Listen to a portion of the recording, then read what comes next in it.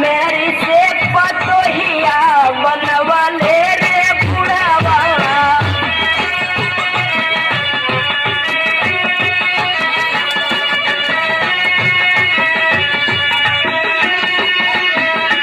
रोवा का कौन बड़ा बढ़िया काम करके गए बा। अरे भाई काहे ना कैलन, अपने हक में ना नहीं कैलन तो हमारे हक में तो कैबे कैलन। 5 बीघा खेत दे के हम अकेले आइले, अरे हम अकेले आइले, आज मोके छोड़ के परइले रे बुढ़ावा। मत रोवा, एक दिन सबसे धरती छोड़ के जाए के बाद।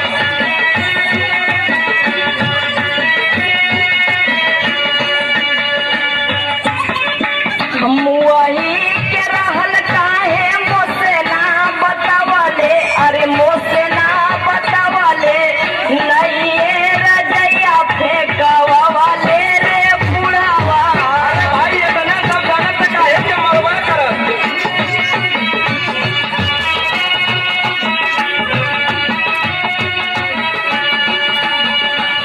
घरही में मरी के बवलावा बढ़ावले, बवलावा बढ़ावले, अरे खटिया ना बहरे बहिरवले रे बुढ़ावा।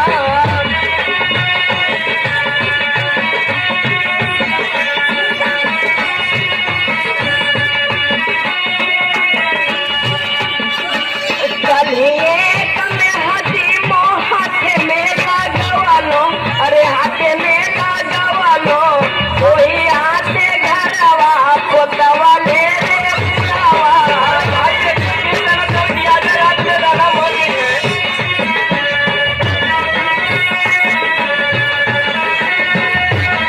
देखा जब हो गई के मम्मी, अब बहुत हो गए, पागल मत बना, एकदम कुछ सबूर करा। माला बाबूजी चल गइलन, धीरे धीरे भुला जाई। जनी रोवाए गोरी कपड़ा पिराए लागी, पुरवा पिराए लागी, अखिया का रसिया वराए जोई रनिया।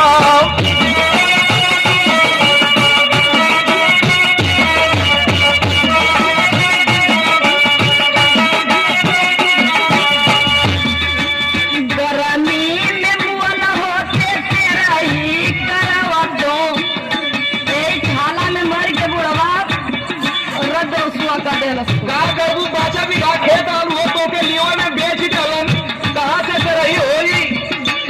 गरमी में मुअल होते तेरा ही करवा दो, अरे तेरा ही करवा दो, हलवे में खर्चा बढ़वले रे बुढ़वा। हां कहा कि अभी तैयार कर रहा था ना, थोड़ा सस्ता मिला।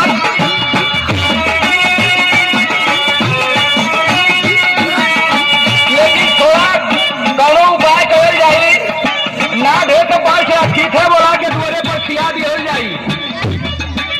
ओठवा छोड़ाया जाई, मुहावा सुखाई जाई, मुहावा सुखाई जाई, अखिया का कजरा धोवाया जाई रनिया।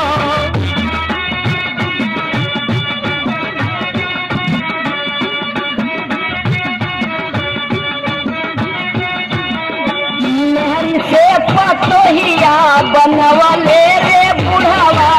अखिया का रसिया ओराया जाई गोरिया।